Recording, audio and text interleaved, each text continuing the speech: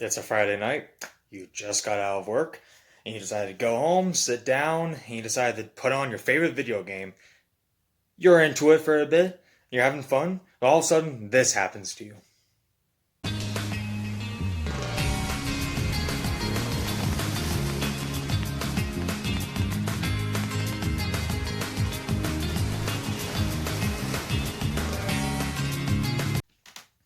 Now, what you saw right there was a very unpolished experience right there in the middle of your game. If it takes you right out, and with a lack of polish, you can see that's a very big problem. Now, what defines polish in a game is a consistency of experience. This is from Mark Dara, who works at BioWare and the executive producer of the Dragon Age franchise. He also goes on to say that if you can play a game that has a really great graphics and terrible balance, and that's not a very well polished game, because there's something that's pulling you out of the experience. Polish is when everything comes together in a cohesive whole. That means a lot. It's the quality that matters because when you purchase a game, you expect quality in the same way you don't go out and get a car and expect to be missing a wheel. Now, also from personal experience, I can say that games are very hard to get right, and it's very difficult for the game industry to get these kind of problems fixed, especially under severe time crunches. In fact, that's the biggest reason as to why this is possible. When games grow big, and games expected to get bigger and bigger by the year, it is very difficult and becomes much harder to cover all the bases to make sure these kind of things don't happen. If you're playing a virtual game of ping pong, you're not going to expect many bad things to happen, very unpolished things to happen, because it's a very simple game that can be debugged within a few minutes.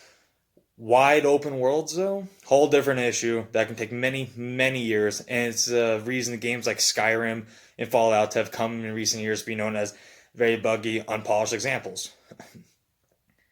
Now, once again, as a game designer, I can also say that this is a big problem because we have to focus on a lot of things at once. With strict deadlines, once again, you can never always meet them.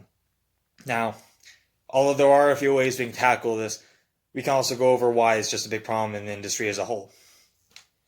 But glitches and bugs are so much more than annoying programming oversights, and they continue to change the way games are made and how we play them.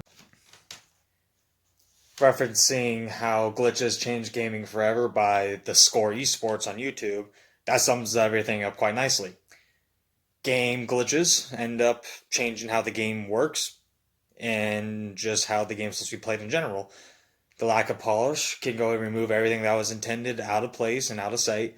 It can change everything that it was meant to be into a very unenjoyable experience or just quite not what was needed or necessary to get the game to where it's supposed to be. And again, this is also a big problem as this goes directly against the developer intentions. And the developer's intentions are the most crucial for a game because it's what they intend that determines what is supposed to be going down for the players. Players don't follow that way, they're never going to get to the end, and they're never going to have the full experience that was supposed to be handed to them. Overall, I'd say polish in the game design field is a very big issue in that it needs a lot of attention and that there are many different ways we can go about fixing this, but until it doesn't get fixed, we're looking at a bunch of buggy messes, a lot of money that's maybe not well spent, and a lot of problems for a lot of players out there who spend that hard-earned money on empty promises.